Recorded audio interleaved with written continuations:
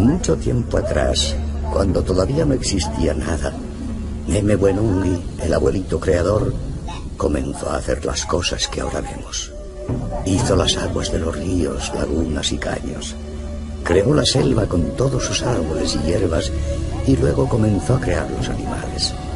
Los buenos como los guanganas, pavas, paujiles, tucanes, papagayos y monos. También aparecieron los que pueden hacer daño, como el tigre y las serpientes. Después de esto, se vieron en las aguas pescados, lagartos y charapas. Y cuando el jaguar nos parió, aparecimos nosotros, los Waorani. Wenungi es como nosotros, tiene vida y piensa, como si tuviera sangre. Como una persona, la tierra respira y el agua la recorre como la sangre a nosotros. Si amamos la tierra, es porque está llena de vida. Si da vida, es porque la tiene, tanto que los animales suelen andar por ahí gritando de alegría. La tierra sostiene plantas y animales. Cuanto más la cuidemos, más vida tendrá, y ella se alegra o entristece según nuestro trato.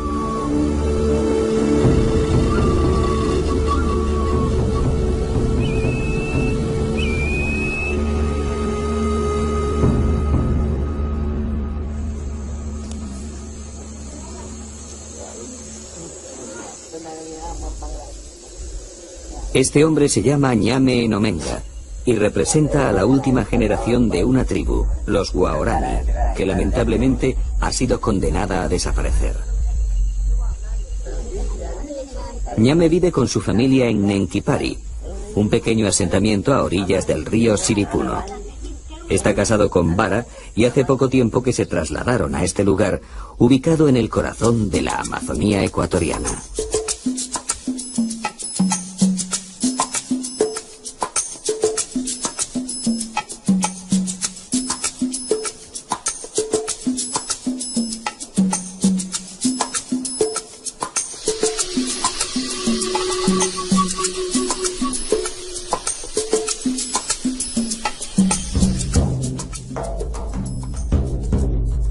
Los Waorani son un pueblo de tan solo 1.500 miembros, y sin embargo, su notoriedad y significado han estado, al menos desde hace un siglo, muy por encima de su censo numérico.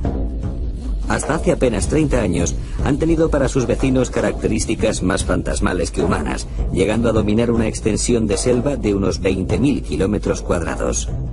Mantuvieron en jaque a pueblos mucho más numerosos, incluso a las todopoderosas compañías petroleras y al mismísimo gobierno nacional. Pese a todo esto, seguían siendo unos perfectos desconocidos. Los Waorani no tenían pasado, ni historia. Surgían como de la noche de los tiempos. La mayor parte de los Waorani se asientan en las selvas que forman el Parque Nacional de Yasuní. La reserva se encuentra ubicada en la parte oriental de Ecuador, en las provincias de Napo y Pastaza, ocupando 1 millón de hectáreas de bosque húmedo tropical de la cuenca amazónica ecuatoriana.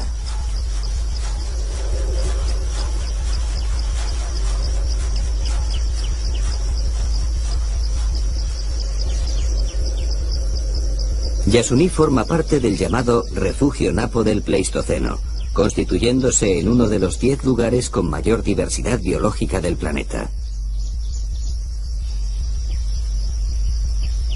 El ecosistema amazónico, y en especial su bosque lluvioso, es considerado uno de los hábitats vegetales y animales más ricos y complejos.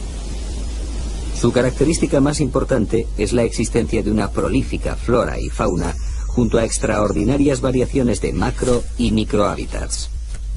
Solo en este parque se han identificado más de 100 especies de árboles por hectárea. Para asimilar la verdadera magnitud de esta cifra, pensemos que en los bosques centroamericanos más densamente ricos no llegan a las 40 especies.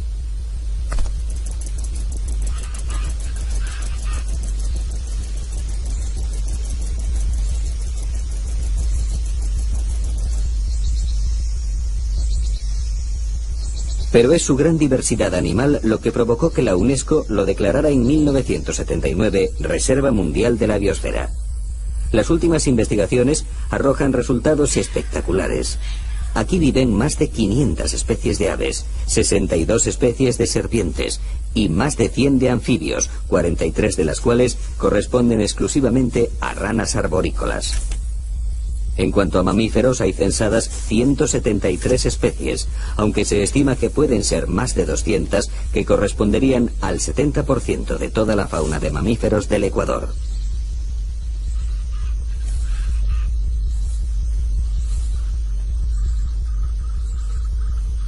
Las copas de los árboles son territorios casi exclusivos de aves y monos. Ellos buscan en las alturas una seguridad que en el oscuro suelo no está garantizada. Y es que en este mundo que habita bajo el manto amazónico, el peligro es constante y todos deben estar alerta, porque todos son vigilados por alguien más fuerte y rápido que él, y con un único objetivo: matar para comer.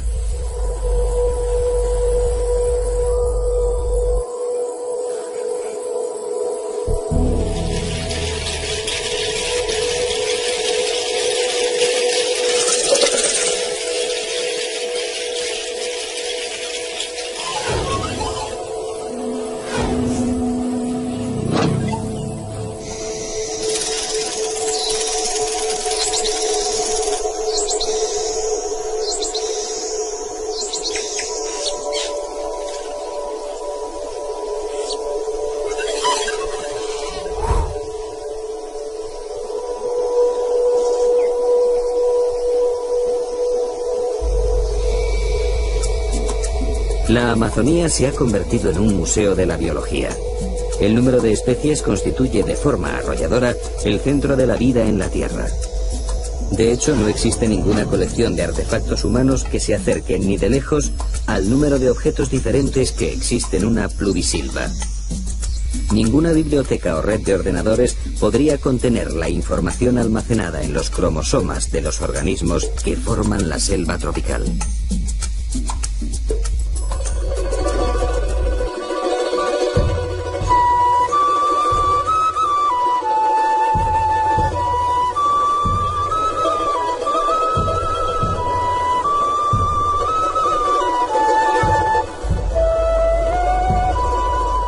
El gran manto de la selva tropical, que se extiende hasta las costas del Atlántico, tiene su origen a los pies de la cordillera de los Andes.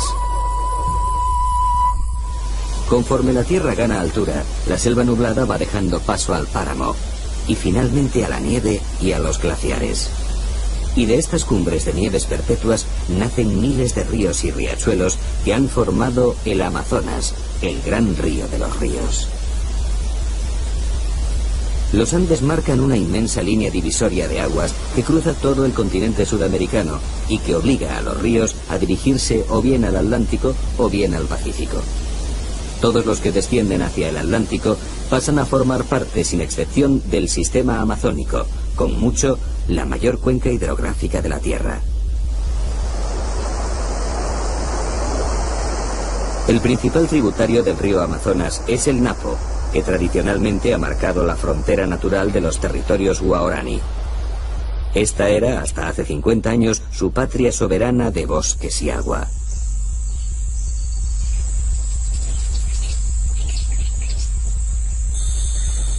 Aquí vivieron aislados y olvidados del tiempo durante siglos, dispersos en pequeños grupos o núcleos familiares. En sus territorios nunca han existido caminos ni carreteras, solo los pequeños ríos que alimentan al Napo han conectado unos poblados con otros.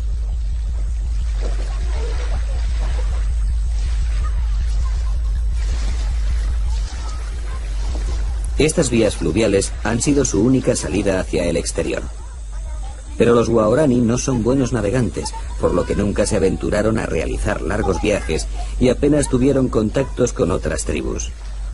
Nunca aprovecharon los ríos ni fabricaron canoas, consiguiéndolas por intercambio con tribus vecinas como los Shuar o los Quichuas. Las necesidades proteicas no las resuelven con los productos del agua, sino en el interior de los bosques, que es donde se encuentran los grandes mamíferos.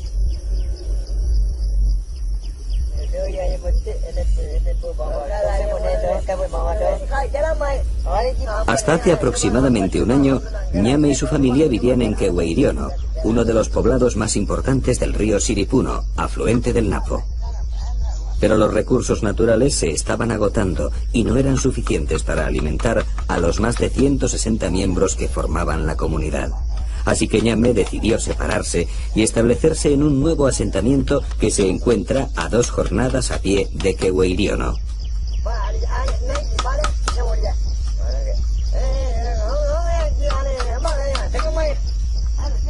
Él, su hijo Gaya y su hermano Ue van a salir de caza.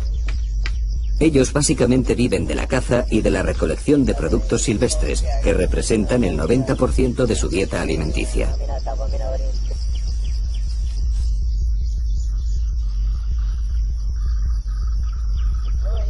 En el interior de la choza preparan sus armas. Mientras Gaya se encarga de reparar y armar las bodoqueras o cerbatanas, Ue fabrica los dardos con caña de bambú. Ñame, mientras tanto, no para de hablar contando 1001 batallas de sus días en que era el mejor cazador de Quehueiriono. Gaya y Ue escuchan por enésima vez y resignados la misma historia de siempre. En la actualidad, la mayor parte de los jóvenes han sustituido las bodoqueras por rifles y escopetas, y solo los más viejos siguen cazando con ellas.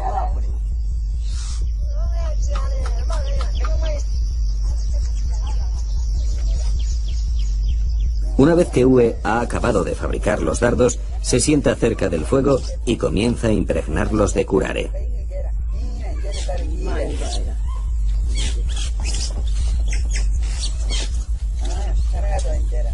El curare es un poderoso y mortífero veneno que paraliza el sistema nervioso bloqueando los músculos del diafragma, por lo que el animal muere asfixiado.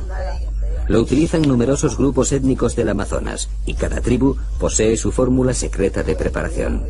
Algunos usan como base venenos de ranas y serpientes, aunque los Waorani lo hacen con la raíz del maracuré, una planta fuertemente tóxica.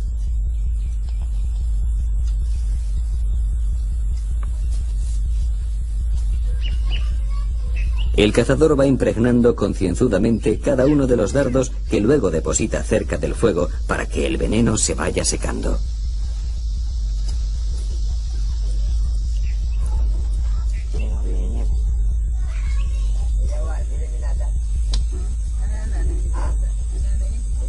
El siguiente paso es colocar en cada flecha una bola de algodón que tapone la bodoquera para que al soplar el dardo salga con fuerza y velocidad.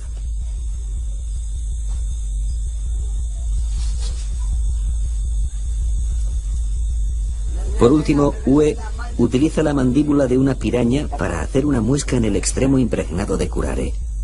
Cuando éstas se clavan en un mono, su primera reacción es intentar sacársela, por lo que con la muesca, la punta del dardo se partirá y permanecerá en el interior del animal.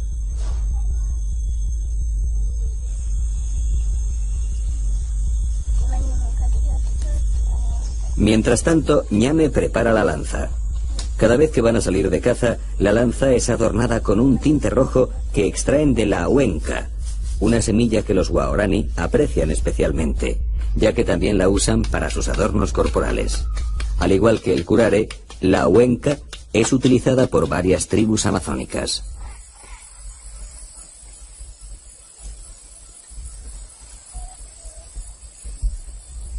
Los materiales para la caza están preparados. Solo queda comprobar que las bodoqueras no estén obstruidas ni dobladas.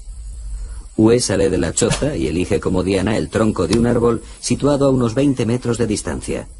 Disparar con las cerbatanas es el pasatiempo preferido por los Waorani, que continuamente hacen apuestas para ver quién es el que mejor puntería tiene.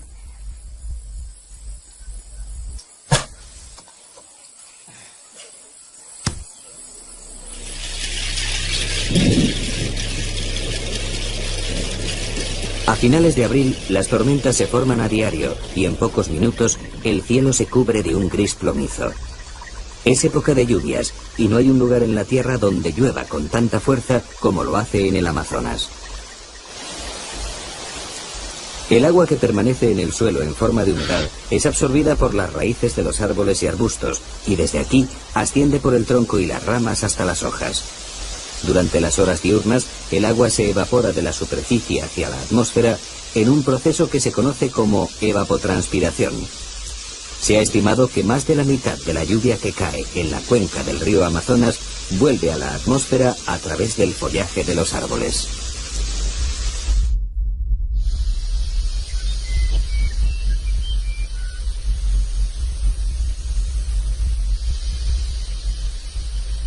A la mañana siguiente, Ñame, su hijo pequeño Moi, Ue y Gaya abandonan Nenquipari y se adentran hacia el interior de la selva.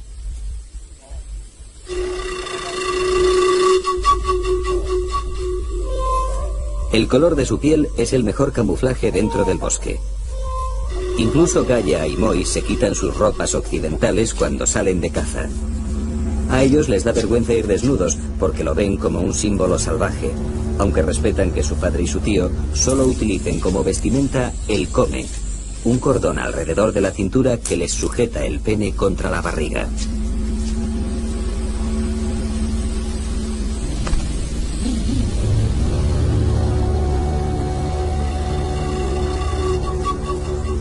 Los guaraní son tremendamente supersticiosos y los sueños también son importantes a la hora de cazar. Estos pueden orientar al cazador, que debe saber interpretarlos. Soñar con enamorarse o ver a una mujer son señales de buena suerte, mientras que soñar con personas muertas es señal de peligro. Para evitar la mala suerte, se debe partir de cacería 2 días después del mal sueño. Pero si han tenido uno bueno, entonces deben salir inmediatamente.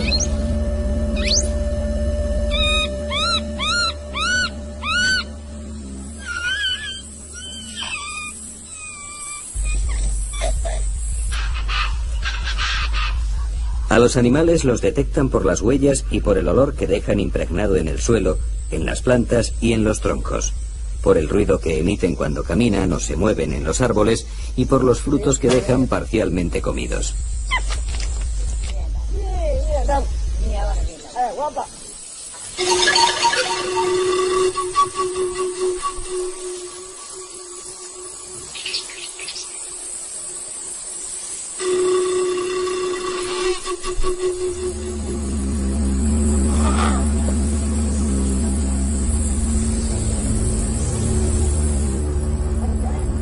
Ue ha visto saltar a un mono e imita sus sonidos para que éste responda y pueda localizarlo.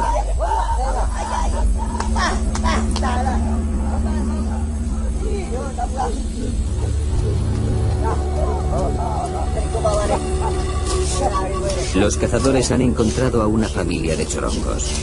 Con ruidos y movimientos de ramas intentan distraerlos y mantenerlos cerca.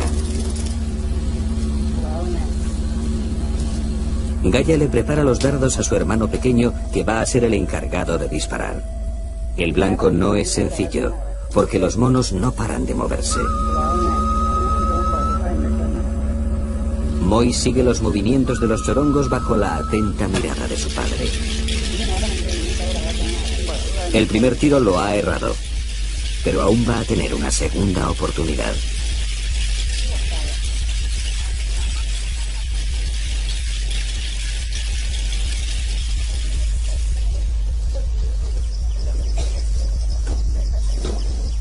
Mientras los 4 cazadores siguen intentando abatir algún mono, las mujeres permanecen en el poblado al cuidado de los pequeños y con las faenas del hogar.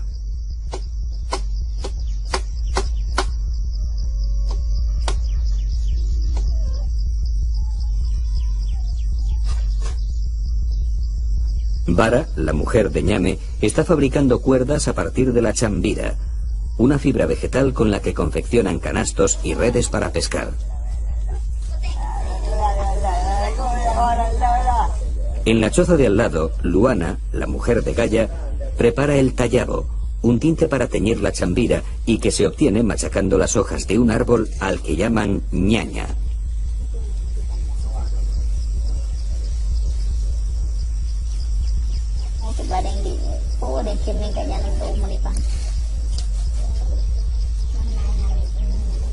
El tallabo, al igual que la huenca, también lo utilizan para pintarse el cuerpo, en especial las mujeres.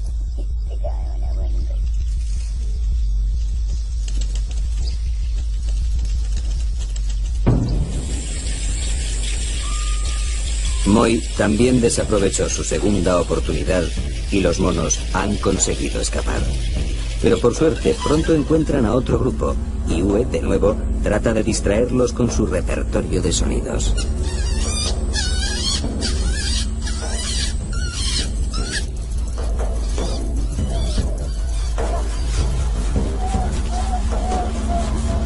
Ahora sí que hay que asegurar el tiro.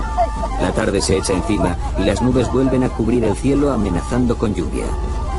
Gaia y Uwe toman la responsabilidad.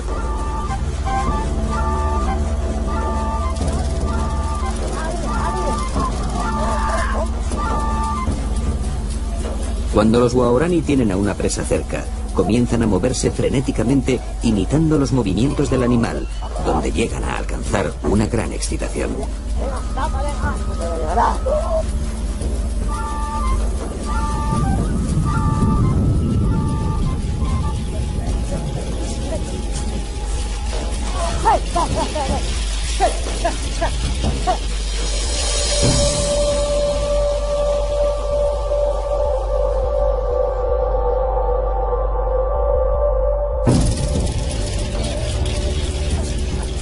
Un mono ha sido alcanzado y en pocos minutos morirá por asfixia.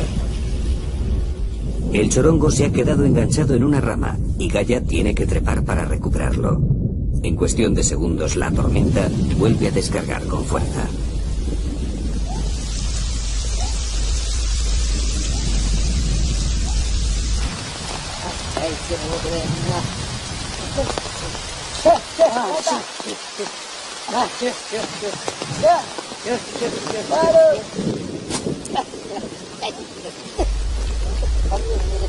Gaia le lanza el mono a Uwe, quien rápidamente lo prepara para su transporte.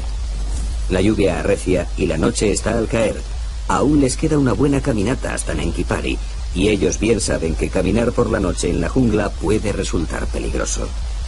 Los Waorani consideran que el mejor momento para volver a casa es cuando las cigarras emiten sus ruidos al atardecer.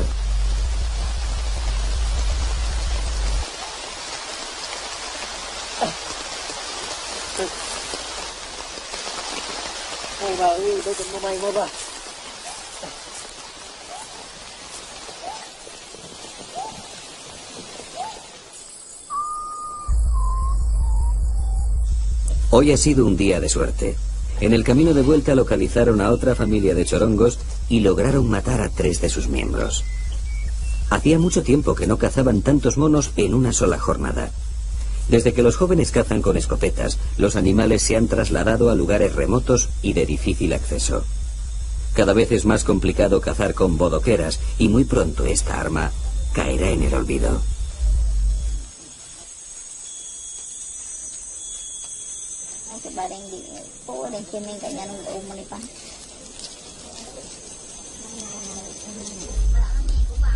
Cuando los cazadores llegan al poblado, tiran la caza al suelo, que pasa a ser propiedad de sus esposas.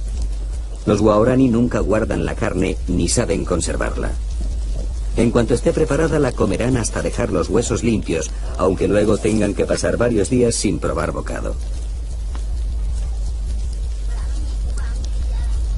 Las experiencias de caza inspiran muchas narraciones y conversaciones. Un cazador, cuando regresa de una cacería, es sujeto de examen por parte de toda la comunidad, y su éxito o fracaso pronto se hace de dominio público.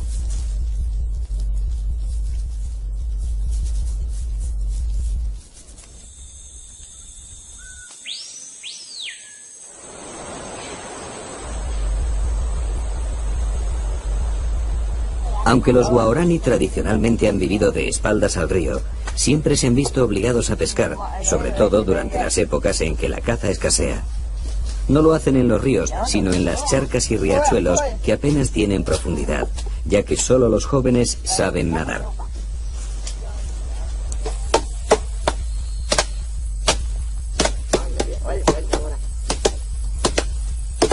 La técnica que utilizan es sencilla, pero muy productiva. Envenenar momentáneamente el agua. Para ello deben encontrar barbasco, una liana silvestre y no muy abundante, que contiene unas sustancias tóxicas que eliminan el oxígeno del agua sin causar daño alguno al medio ambiente.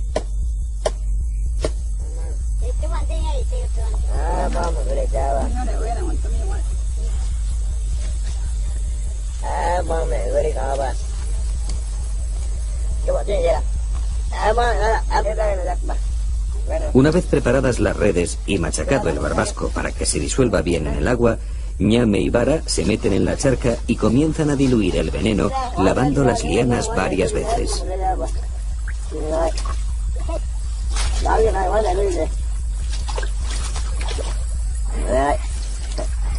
En pocos minutos, en lo que parecía una charca inmunda y sin vida, aparecen los pececillos.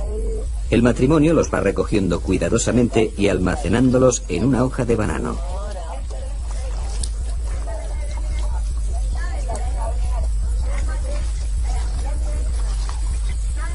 Al igual que la caza, los guaraní también tienen sus creencias sobre la pesca. Nunca comen la cabeza del pescado, porque de lo contrario, nunca más volverán a pescar.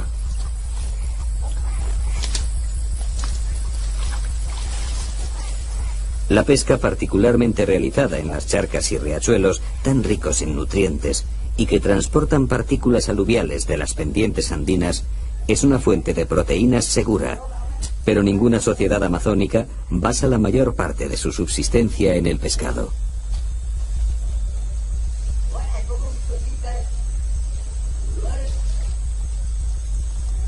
En menos de una hora, Vara y Ñame han conseguido suficiente pescado para comer.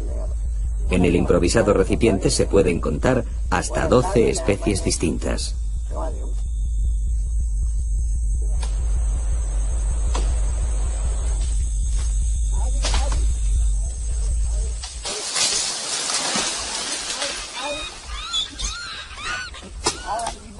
Mientras tanto, Ue y Kaya cortan árboles.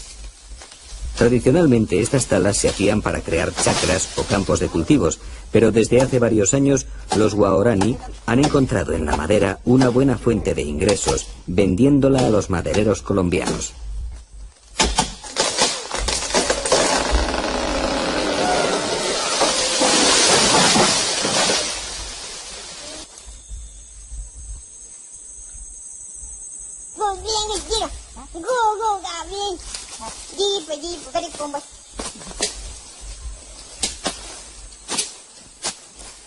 En la chacra, Vara cultiva yuca y plantas medicinales.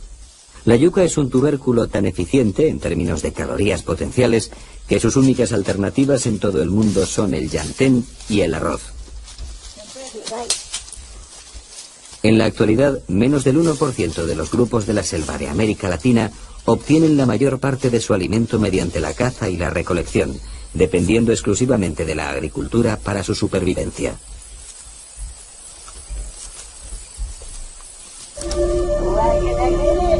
Antes, nuestra vida en la selva era una especie de inocente devenir, alejados de la civilización, del progreso y del desarrollo, hasta que llegaron los caucheros, los misioneros, las compañías petroleras y los colonos, personajes ajenos a nuestra selva, que nos quitaron la tranquilidad y nos volvieron agresivos frente a toda persona extraña.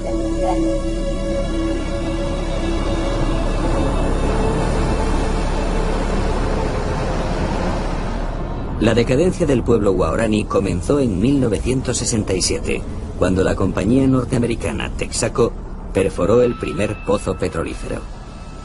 Desde entonces se han construido 22 estaciones de producción, 399 pozos y más de 500 kilómetros de oleoductos con un impacto medioambiental desolador.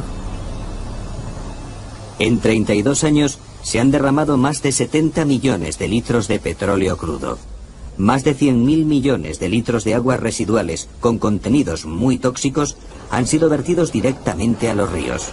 Se han deforestado 1 millón de hectáreas de bosque y se han quemado al aire libre más de 235 millones de metros cúbicos de gas, afectando a una población de 300.000 indígenas. Muchos sufren desde enfermedades cutáneas hasta cáncer, pasando por todos los virus traídos por el hombre blanco, como la viruela, el sarampión, la tosferina, la peste, el tifus, la disentería, la gripe.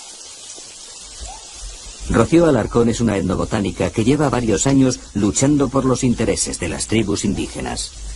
Obviamente Atrás de las compañías petroleras, atrás de las compañías madereras, hay grupos humanos de este país que buscan nuevas alternativas y que vienen a colonizar estas tierras. Entonces, y las leyes, el Estado, con su lentitud en la toma de decisión o leyes contradictorias, ha provocado que los guaraníes pierdan cada día más tierra y pierdan cada día su hábitat y por consiguiente su conocimiento. La red de puentes y carreteras creada por las multinacionales hizo accesible un territorio hasta entonces inexpugnable. El petróleo atrajo a gentes de todos los rincones del país en busca de una mejor vida.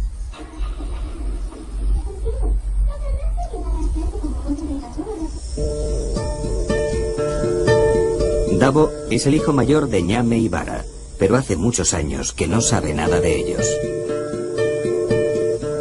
Él decidió, junto a su mujer, abandonar la selva atraído por el dinero y las petroleras. Todavía no ha conseguido adaptarse a esta nueva vida y se siente perdido entre dos mundos.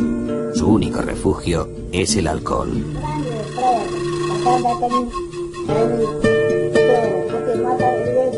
Yo pensaba que venía al paraíso. Mis amigos los madereros me contaban historias sobre las petroleras. Ellos me convencieron para que viniera aquí a trabajar porque iba a ganar mucho dinero. Pero no ha sido así, y ahora me arrepiento de haber abandonado la selva. No hay un solo día en que no recuerde las cacerías junto a mi padre y mis hermanos, todos desnudos. Yo era muy feliz. Ahora me doy cuenta de que el paraíso no es esto, sino lo que he dejado atrás, pero ya es tarde.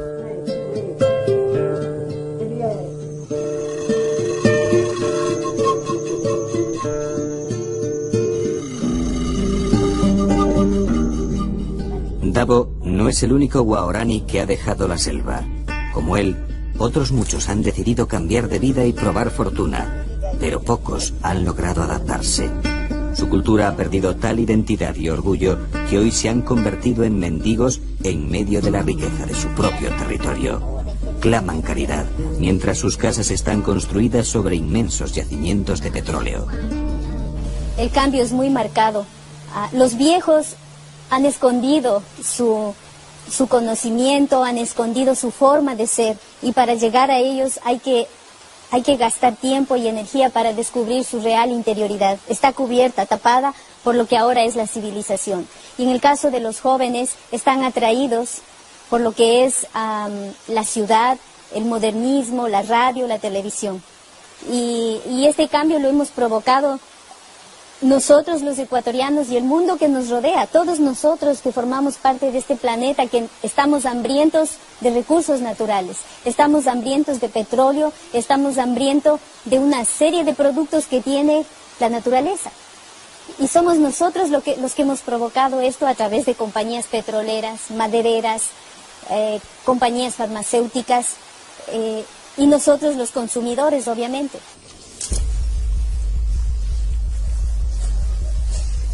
Los mayores se han resignado, pero ¿qué futuro les espera a las nuevas generaciones?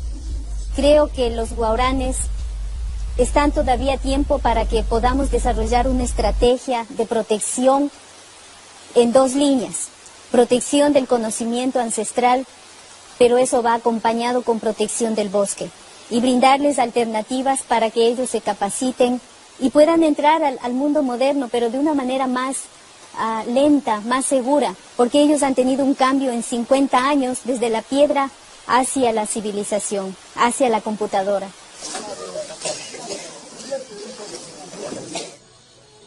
A muchas jóvenes indígenas no les queda otra salida que trabajar en los numerosos burdeles ubicados a las afueras de Coca, la ciudad más cercana a los territorios guaraní.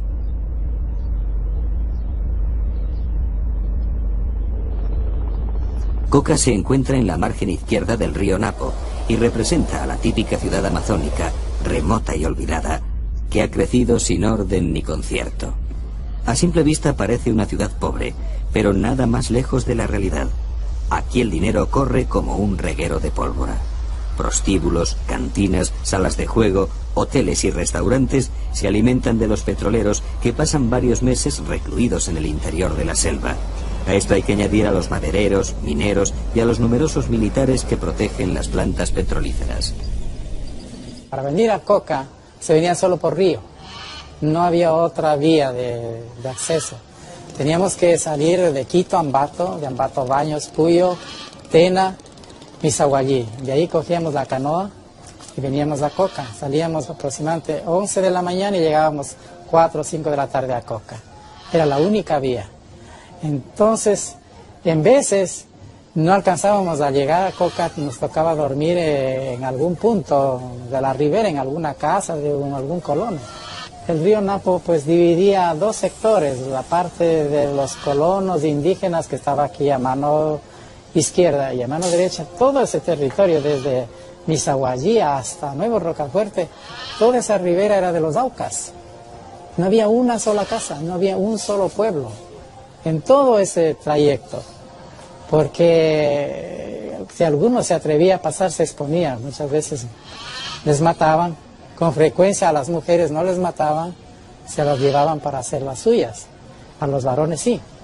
Y recuerdo en ese tiempo, cuando estábamos aquí, los Aucas se parecían al otro lado desnudos, y había un pequeño piquete de soldados, una guarnición. Les rogábamos que vayan y les asusten, les disparen por lo menos al aire, y se iban. Entonces nosotros vivíamos en zozobra porque algunas veces sí se pasaban los Aucas para acá.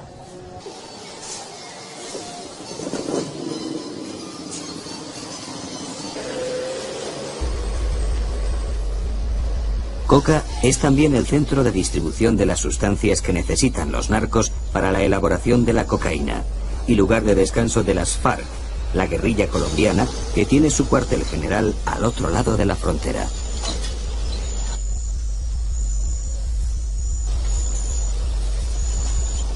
Al pasear por sus calles, uno siente que se encuentra más allá de la última frontera. Coca nunca descansa.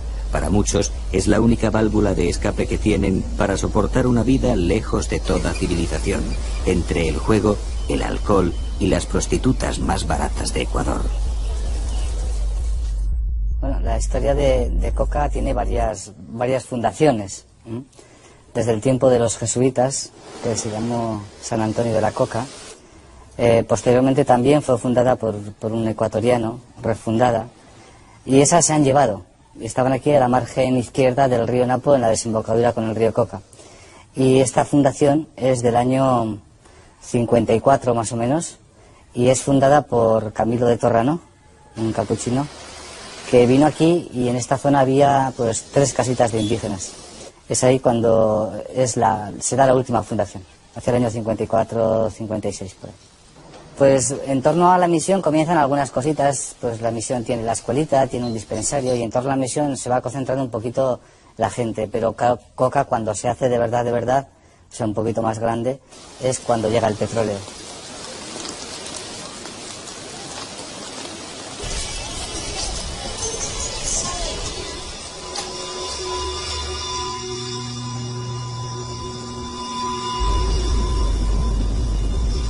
Pero antes de la llegada de los petroleros, los guaraní ya habían tenido varios contactos con el hombre blanco.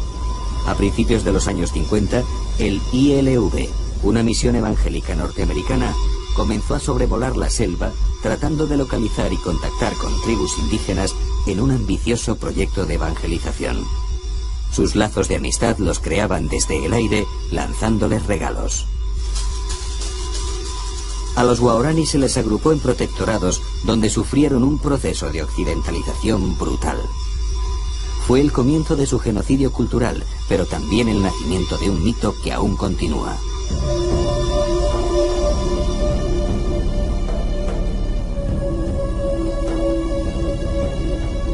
Un grupo de unos 50 guaraní decidieron seguir siendo libres, adentrándose aún más en la selva. Entre ellos, hicieron un pacto de sangre: no volver a ser contactados nunca más. Su jefe se llamaba Taga, y en honor a él se autodenominaron Tagaeri. Los Tagaeri ocuparon una extensión de selva muy rica en petróleo, y pronto se vieron obligados a luchar contra las petroleras. Para evitar un baño de sangre, Alejandro Lavaca, un misionero capuchino español, decide arriesgar su vida y contacta con los Tagaeri para buscar una solución al conflicto.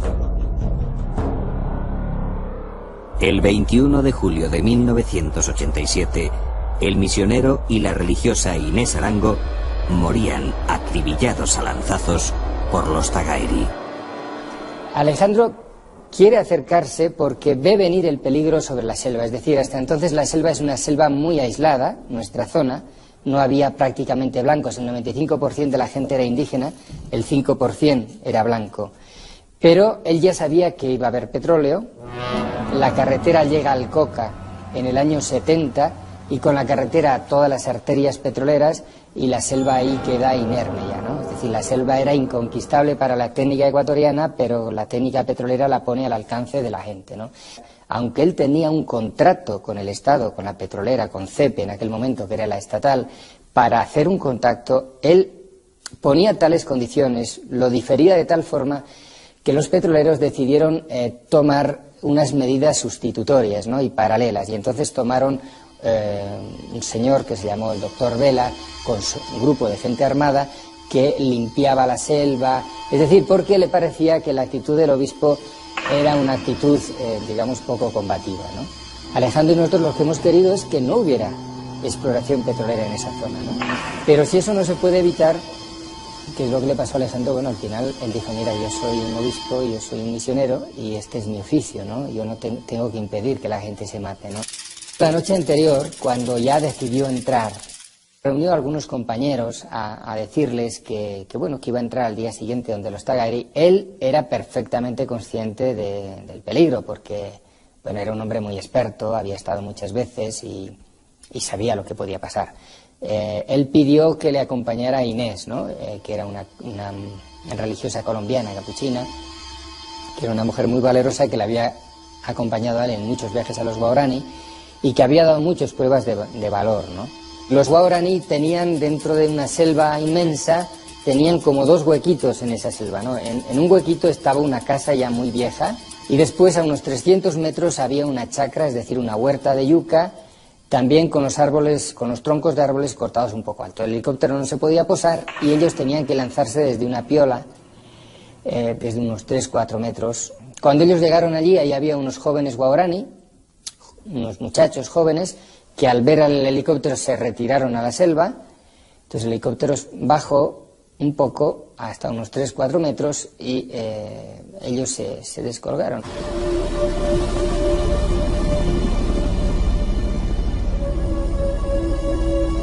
Que un obispo fuera acribillado por las lanzas guerreras de los aborígenes era algo no visto ni en tiempos del descubrimiento.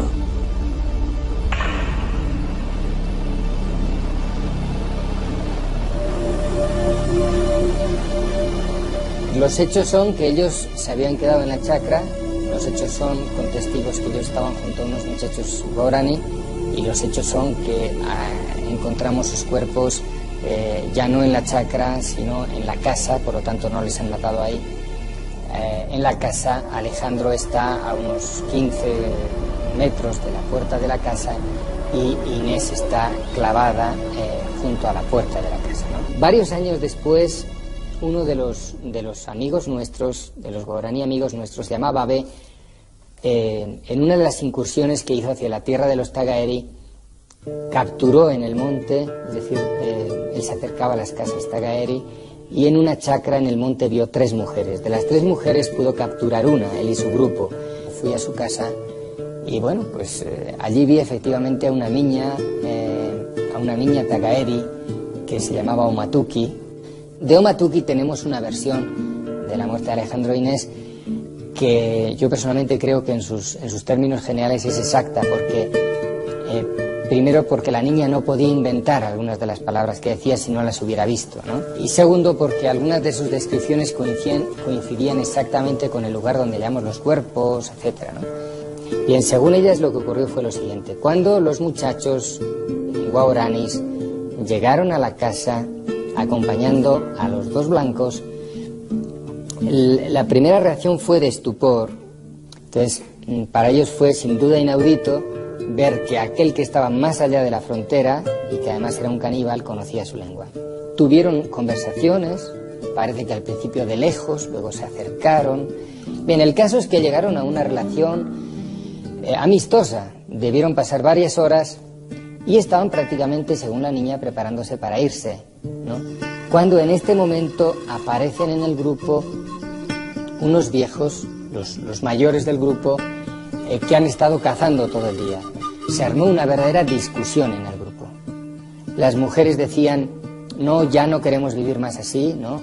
Estos van a volver donde los blancos, les van a decir que no nos maten más, que no nos ataquen más, etcétera, nos van a traer regalos, bueno.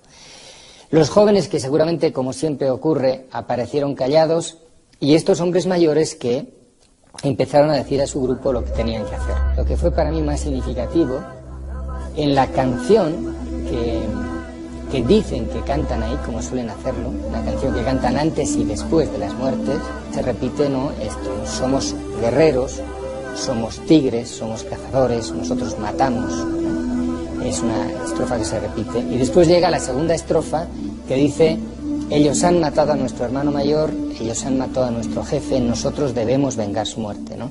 Ellos nos han dejado sin líder, nos han dejado sin hermano, nosotros debemos vengar eso para ser guaraníes, ¿no? Había varios hombres con lanzas en la mano y por fin uno de ellos, que estaba detrás de Alejandro, que estaba frente a Alejandro, le atravesó con una lanza todo el cuerpo. Cuando mi compañero José Miguel rescató el cuerpo, tenía al menos 15 lanzas o 16 lanzas clavadas en el suelo, verticales, ¿no? Y tenía, pues no sé, 80 o 90 heridas, ¿no? Después de rogarle mucho para que no la mataran, Inés se escondió un poquito más allá, y cuando regresaron ya seguramente unos minutos más tarde de matarlo, regresaron a la casa, a mirar hacia la casa, se encontraron con que la mujer no existía y preguntaron dónde está la mujer, qué ha pasado con ella. Las mujeres le contestaron: no le matéis, dejadla en paz, se ha metido en la selva, etcétera. Y el grupo, como siempre hace una vez que ha causado una muerte ahí, huye. Y parece que cuando están recogiendo las cosas para huir es cuando llega Inés de la selva, llorando, dice la muchacha, y entonces un joven se acercó y dijo: yo no he matado a ningún Cobori, a ningún Kenwen, y le atravesó todo el cuerpo, ¿no?, que estaba en cuclillas, le atravesó con una lanza, ¿no?, y la clavó en el suelo. Para mí es evidente que Alejandro en realidad sufrió un sacrificio ritual, ¿no?, que pagó las culpas de otros, como muchas veces ocurre en la vida, y le metieron en un terreno, a mi parecer, minado, que él no conocía suficientemente, porque las compañías nunca nos dicen toda la verdad, ¿no? Y le explotó una mina bajo los pies que seguramente ni siquiera él, que tenía experiencia, había calculado suficientemente.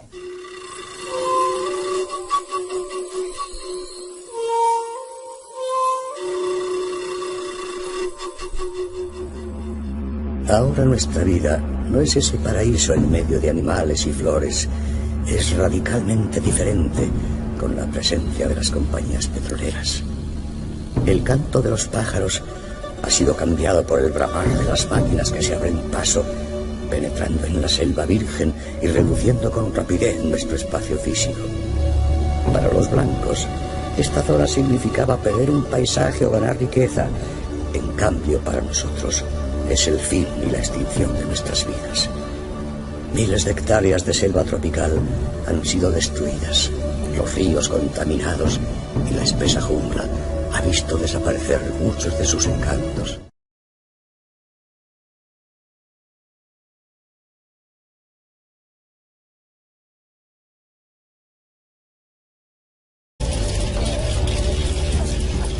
Un mono ha sido alcanzado y en pocos minutos morirá por asfixia.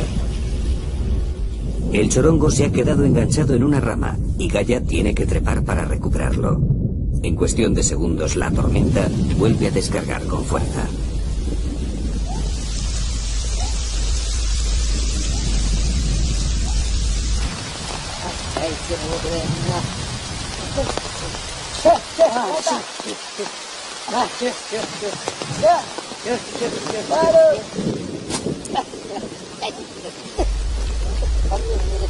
Gaia le lanza el mono a Uwe, quien rápidamente lo prepara para su transporte. La lluvia arrecia y la noche está al caer. Aún les queda una buena caminata hasta Nenquipari, y ellos bien saben que caminar por la noche en la jungla puede resultar peligroso.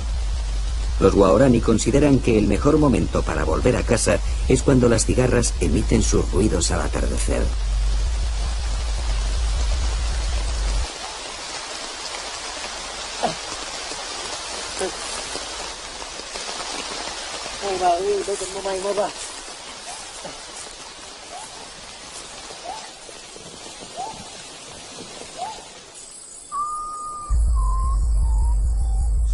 Hoy ha sido un día de suerte. En el camino de vuelta localizaron a otra familia de chorongos y lograron matar a 3 de sus miembros.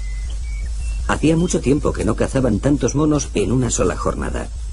Desde que los jóvenes cazan con escopetas, los animales se han trasladado a lugares remotos y de difícil acceso. Cada vez es más complicado cazar con bodoqueras y muy pronto esta arma caerá en el olvido.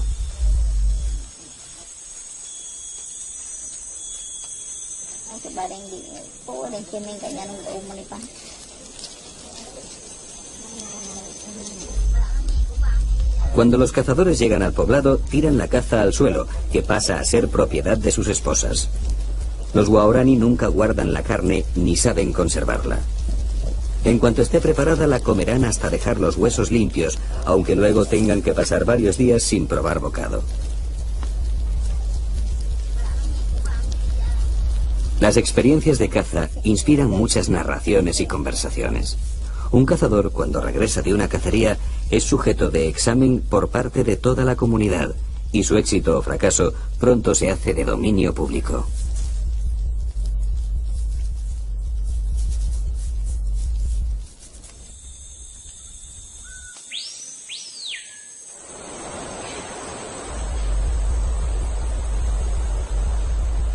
Aunque los guaraní tradicionalmente han vivido de espaldas al río, siempre se han visto obligados a pescar. Alejandro está a unos 15 metros de la puerta de la casa y Inés está clavada junto a la puerta de la casa, ¿no? Varios años después, uno de los amigos nuestros, de los guaraní amigos nuestros, se llamaba Babe, en una de las incursiones que hizo hacia la tierra de los Tagaeri, capturó en el monte, es decir, él se acercaba a las casas Tagaeri, y en una chacra en el monte vio 3 mujeres. De las 3 mujeres pudo capturar una, él y su grupo. Fui a su casa y bueno, pues allí vi efectivamente a una niña Tagaeri que se llamaba Omatuki.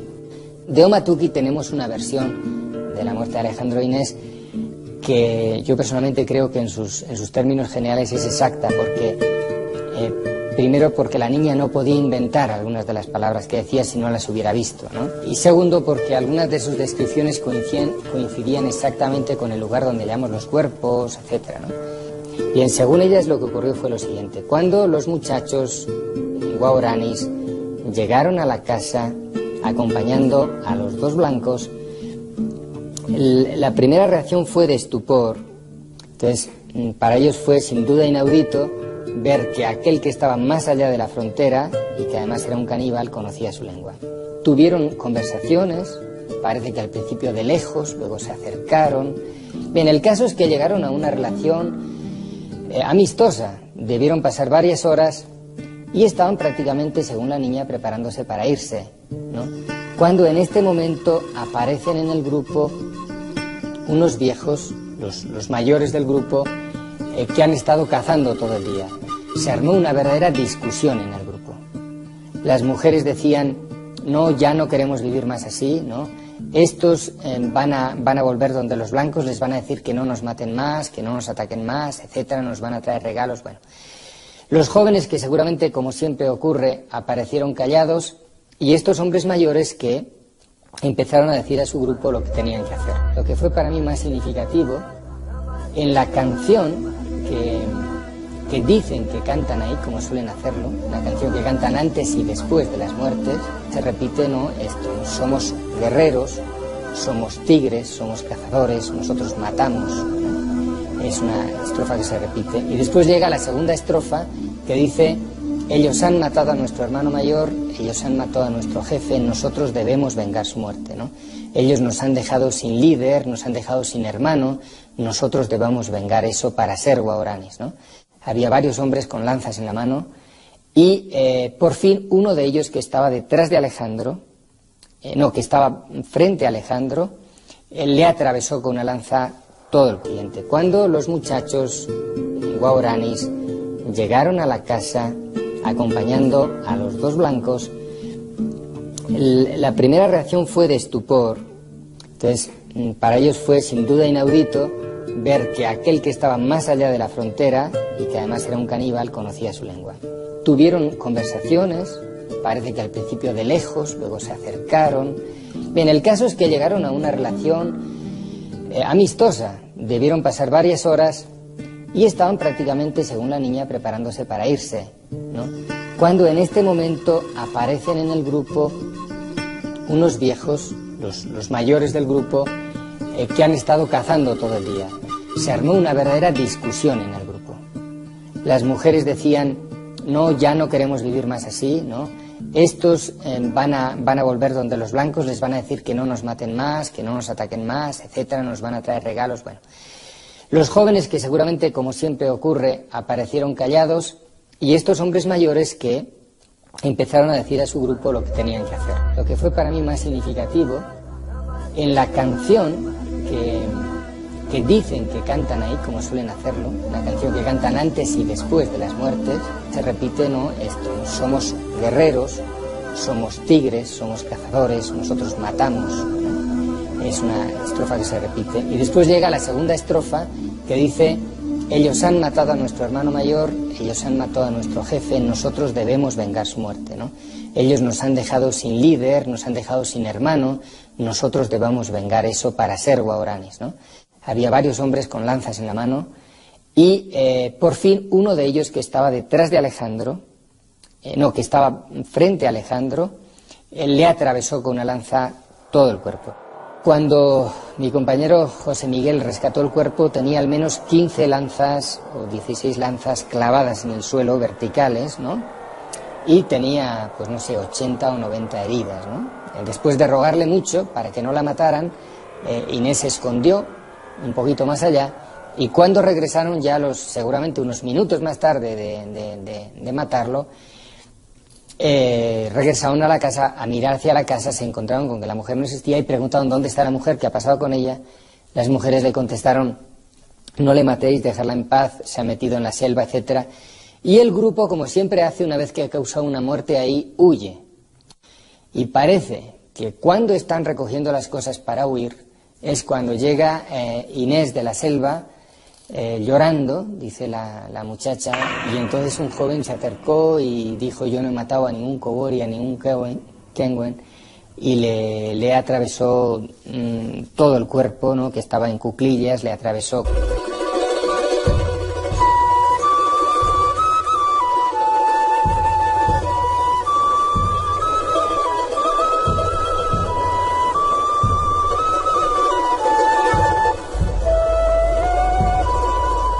El gran manto de la selva tropical, que se extiende hasta las costas del Atlántico, tiene su origen a los pies de la cordillera de los Andes.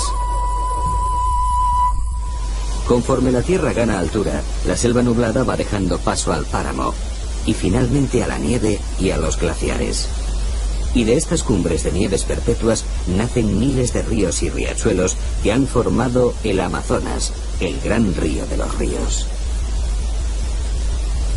Los Andes marcan una inmensa línea divisoria de aguas que cruza todo el continente sudamericano y que obliga a los ríos a dirigirse o bien al Atlántico o bien al Pacífico. Todos los que descienden hacia el Atlántico pasan a formar parte, sin excepción, del sistema amazónico, con mucho la mayor cuenca hidrográfica de la Tierra.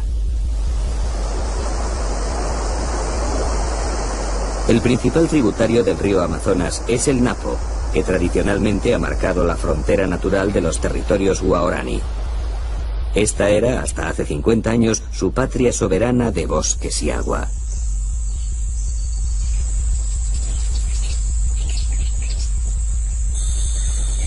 Aquí vivieron aislados y olvidados del tiempo durante siglos, dispersos en pequeños grupos o núcleos familiares.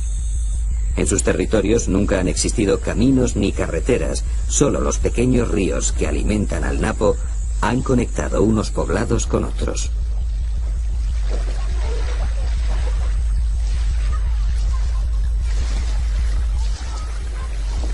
Estas vías fluviales han sido su única salida hacia el exterior. Pero los Waorani no son buenos navegantes, por lo que nunca se aventuraron a realizar largos viajes y apenas tuvieron contactos con otras tribus. Nunca aprovecharon los ríos ni fabricaron canoas, consiguiéndolas por intercambio con tribus vecinas como los Shuar o los Quichuas. Las necesidades proteicas no las resuelven con los productos del agua, sino en el interior de los bosques, que es donde se encuentran los grandes mamíferos.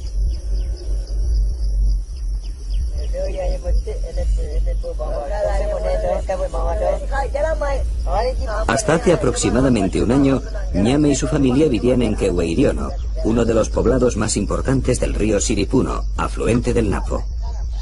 Pero los recursos naturales se estaban agotando y no eran suficientes para alimentar a los más de 160 miembros que formaban la comunidad.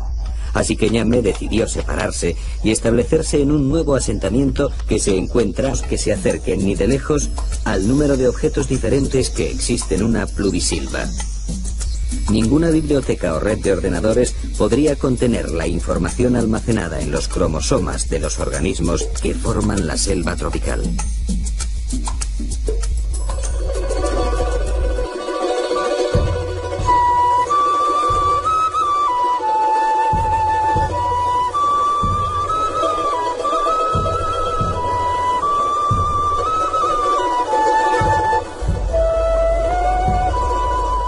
El gran manto de la selva tropical, que se extiende hasta las costas del Atlántico, tiene su origen a los pies de la cordillera de los Andes.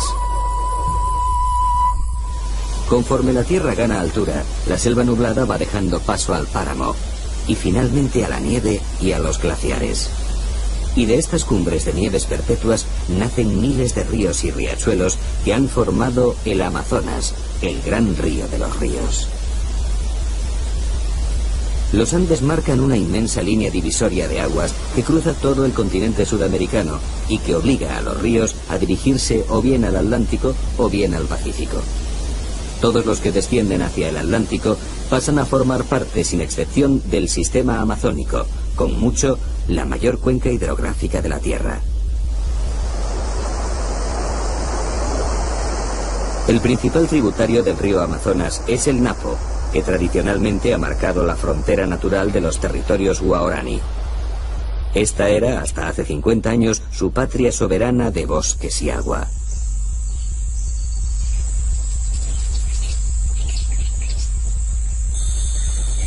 Aquí vivieron aislados y olvidados del tiempo durante siglos, dispersos en pequeños grupos o núcleos familiares. En sus territorios nunca han existido caminos ni carreteras, solo los pequeños ríos que alimentan al Napo han conectado unos poblados con otros.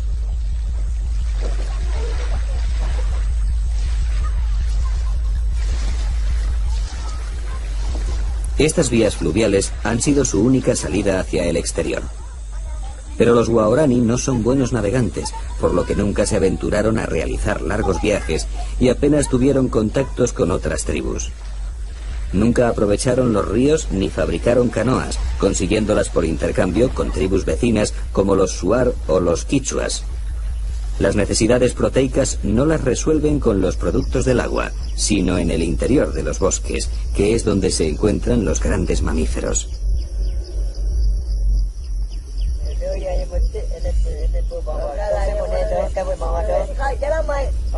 Hasta hace aproximadamente un año, Ñame y su familia vivían en Quehueiriono, en las provincias de Napo y Pastaza, ocupando 1 millón de hectáreas de bosque húmedo tropical de la cuenca amazónica ecuatoriana.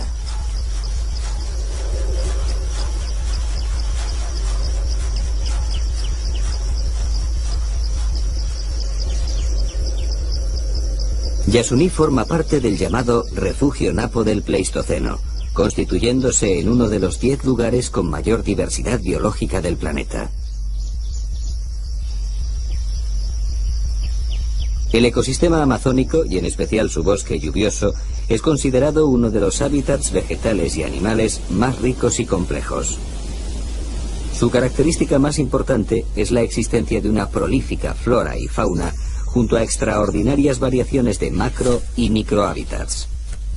Solo en este parque se han identificado más de 100 especies de árboles por hectárea.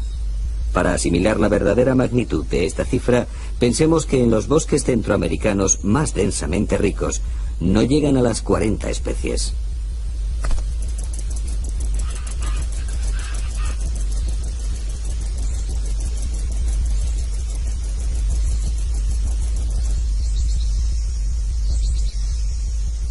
Pero es su gran diversidad animal lo que provocó que la UNESCO lo declarara en 1979 Reserva Mundial de la Biosfera. Las últimas investigaciones arrojan resultados espectaculares. Aquí viven más de 500 especies de aves, 62 especies de serpientes y más de 100 de anfibios, 43 de las cuales corresponden exclusivamente a ranas arborícolas. En cuanto a mamíferos, hay censadas 173 especies, aunque se estima que pueden ser más de 200, que corresponderían al 70% de toda la fauna de mamíferos del Ecuador.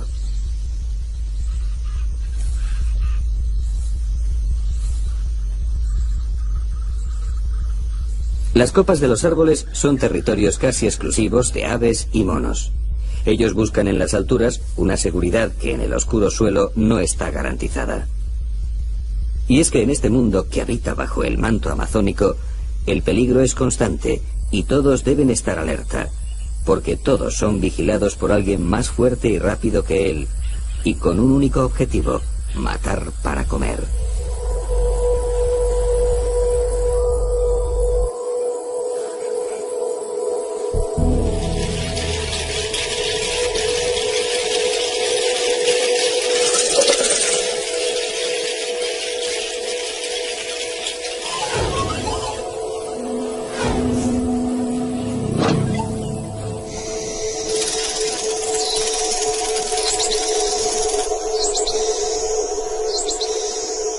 Con mucho, la mayor cuenca hidrográfica de la Tierra. El principal tributario del río Amazonas es el Napo, que tradicionalmente ha marcado la frontera natural de los territorios Guaraní. Esta era, hasta hace 50 años, su patria soberana de bosques y agua.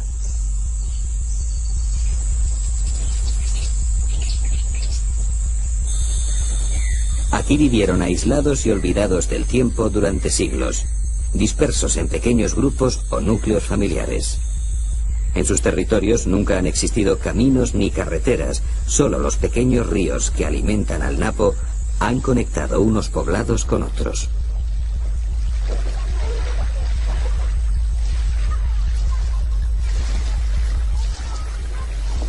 Estas vías fluviales han sido su única salida hacia el exterior. Pero los Guaraní no son buenos navegantes, por lo que nunca se aventuraron a realizar largos viajes y apenas tuvieron contactos con otras tribus.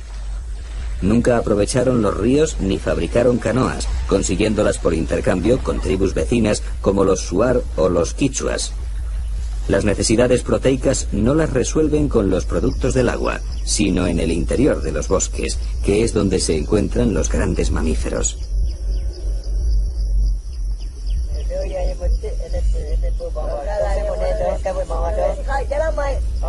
Hasta hace aproximadamente un año, Ñame y su familia vivían en Quehueiriono, uno de los poblados más importantes del río Siripuno, afluente del Napo. Pero los recursos naturales se estaban agotando y no eran suficientes para alimentar a los más de 160 miembros que formaban la comunidad. Así que Ñame decidió separarse y establecerse en un nuevo asentamiento que se encuentra a 2 jornadas a pie de Quehueiriono.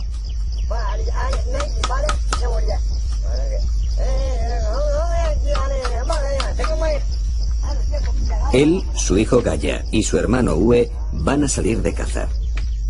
Ellos básicamente viven de la caza y de la recolección de productos silvestres, que representan el 90% de su dieta alimenticia.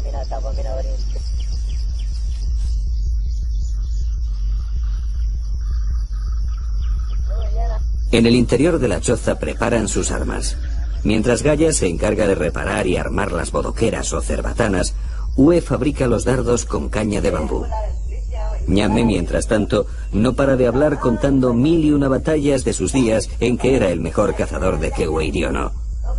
Gaya y Ue escuchan por enésima vez y resignados la misma historia de siempre. En la actualidad, la mayor parte de los jóvenes han sustituido las bodoqueras. Más de 100.000 millones de litros de aguas residuales con contenidos muy tóxicos han sido vertidos directamente a los ríos.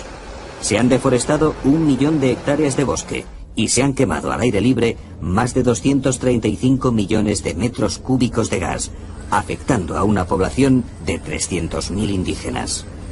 Muchos sufren desde enfermedades cutáneas hasta cáncer, pasando por todos los virus traídos por el hombre blanco, como la viruela, el sarampión, la tosferina, la peste, el tifus, la disentería, la gripe.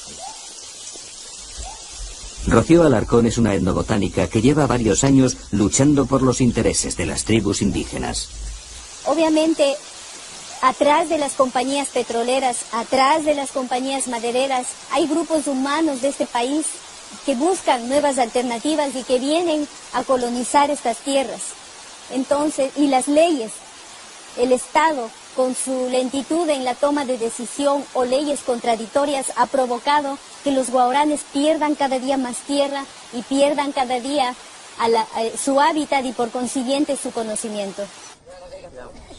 La red de puentes y carreteras creada por las multinacionales hizo accesible un territorio hasta entonces inexpugnable. El petróleo atrajo a gentes de todos los rincones del país en busca de una mejor vida.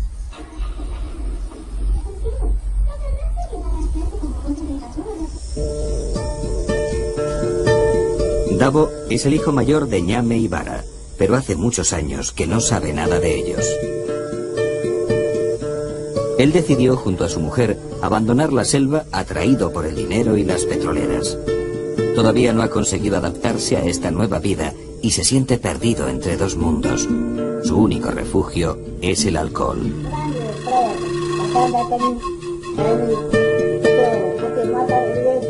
Yo pensaba que venía al paraíso. Mis amigos los madereros me contaban historias sobre las petroleras. Ellos me convencieron para que viniera aquí a trabajar porque iba a ganar mucho dinero. Pero no ha sido así, y ahora me arrepiento de haber abandonado la selva. No hay un solo día en que no recuerde las cacerías junto a mi padre y mis hermanos, todos desnudos. Yo era muy feliz. Ahora me doy cuenta de que el paraíso no es esto, sino lo que he dejado atrás, pero ya es tarde.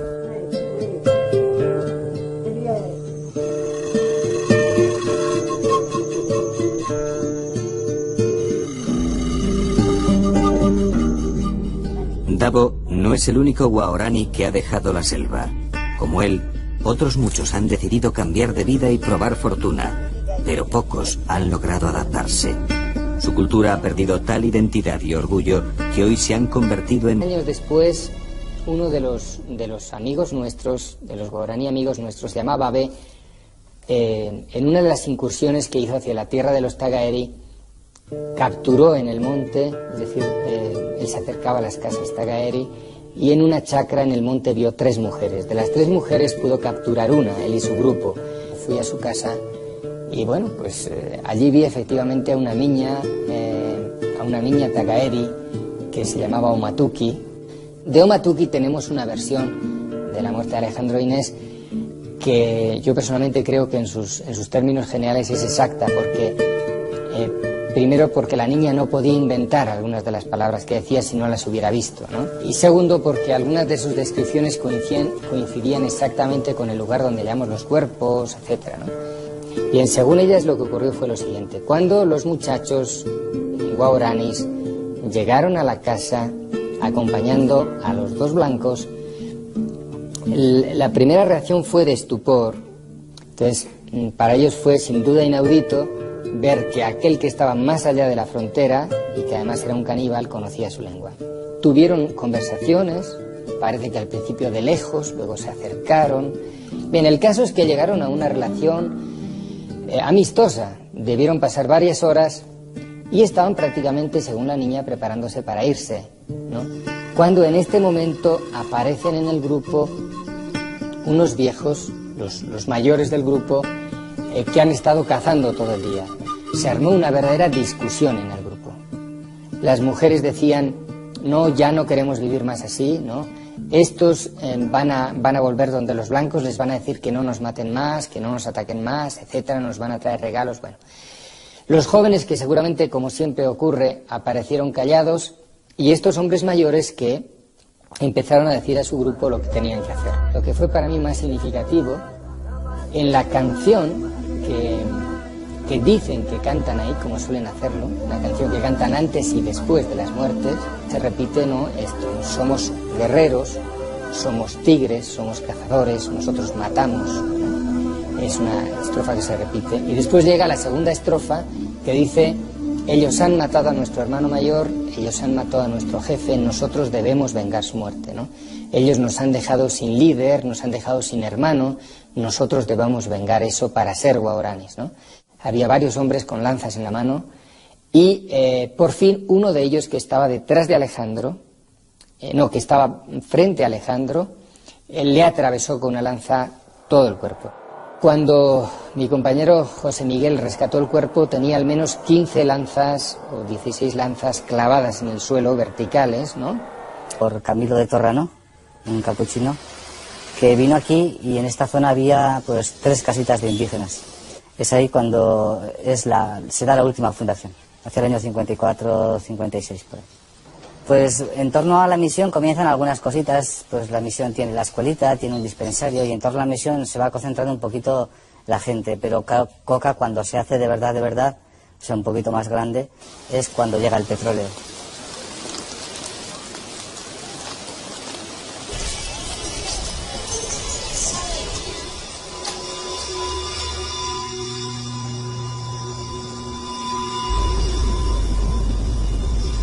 Pero antes de la llegada de los petroleros, los guaraní ya habían tenido varios contactos con el hombre blanco. A principios de los años 50, el ILV, una misión evangélica norteamericana, comenzó a sobrevolar la selva, tratando de localizar y contactar con tribus indígenas en un ambicioso proyecto de evangelización. Sus lazos de amistad los creaban desde el aire, lanzándoles regalos. A los guaraní se les agrupó en protectorados, donde sufrieron un proceso de occidentalización brutal. Fue el comienzo de su genocidio cultural, pero también el nacimiento de un mito que aún continúa.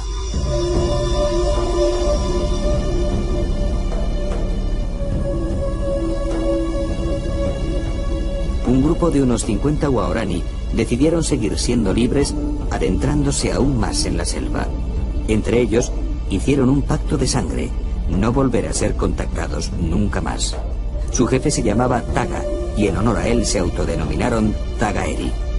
Los Tagaeri ocuparon una extensión de selva muy rica en petróleo, y pronto se vieron obligados a luchar contra las petroleras. Para evitar un baño de sangre, Alejandro Lavaca, un misionero capuchino español, decide arriesgar su vida y contacta con los Tagaeri para buscar una solución al conflicto. El 21 de julio de 1987, el misionero y la religiosa Inés Arango morían acribillados a lanzazos por los Tagaeri. Alejandro quiere acercarse porque ve venir el peligro sobre la selva. Es decir, hasta entonces la selva es una selva muy aislada, nuestra zona. No había prácticamente blancos, el 95% de la gente era indígena, el 5% era blanco. Pero él ya sabía que iba a haber petróleo. La carretera llega al Coca en el año 70, y con la carretera todas las arterias petroleras, y la selva ahí queda inerme ya, ¿no? Es decir, la selva era inconquistable para la técnica ecuatoriana, pero la técnica petrolera la pone al alcance de la gente, ¿no? Aunque él tenía un contrato con el Estado, con la petrolera, con CEPE en aquel momento, que era la estatal, para hacer un... Los mayores se han resignado. Pero ¿qué futuro les espera a las nuevas generaciones? Creo que los guaraníes están todavía a tiempo para que podamos desarrollar una estrategia de protección en 2 líneas. Protección del conocimiento ancestral, pero eso va acompañado con protección del bosque. Y brindarles alternativas para que ellos se capaciten y puedan entrar al mundo moderno, pero de una manera más lenta, más segura, porque ellos han tenido un cambio en 50 años desde la piedra hacia la civilización, hacia la computadora.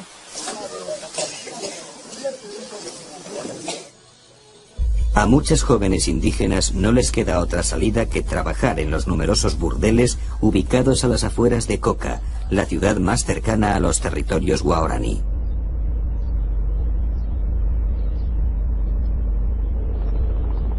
Coca se encuentra en la margen izquierda del río Napo y representa a la típica ciudad amazónica, remota y olvidada, que ha crecido sin orden ni concierto. A simple vista parece una ciudad pobre, pero nada más lejos de la realidad. Aquí el dinero corre como un reguero de pólvora. Prostíbulos, cantinas, salas de juego, hoteles y restaurantes se alimentan de los petroleros que pasan varios meses recluidos en el interior de la selva. A esto hay que añadir a los madereros, mineros y a los numerosos militares que protegen las plantas petrolíferas. Para venir a Coca se venía solo por río. No había otra vía de acceso. Teníamos que salir de Quito a Ambato, de Ambato Baños, Puyo, Tena, Misaguallí. De ahí cogíamos la canoa y veníamos a Coca. Salíamos aproximadamente 11 de la mañana y llegábamos 4 o 5 de la tarde a Coca. Era la única vía. Entonces, en veces no alcanzábamos a llegar a Coca, nos tocaba dormir en algún punto de la ribera, en alguna casa de algún colono. El río Napo pues dividía dos sectores, la parte de los colonos indígenas que estaba aquí a mano izquierda y a mano derecha, todo ese territorio desde Misaguallí hasta Nuevo Rocafuerte, toda esa ribera era de los Aucas. No había una sola casa, no había un solo pueblo en todo ese trayecto, porque si alguno se atrevía a pasar se exponía, muchas veces les mataban, con frecuencia a las mujeres no les mataban, se las llevaban para hacer las suyas, a los varones sí. Y recuerdo en ese tiempo, cuando estábamos aquí, los Aucas se parecían al otro lado desnudos, y había un pequeño piquete de soldados, una guarnición. Les rogábamos que vayan y les asusten, les disparen por lo menos al aire y se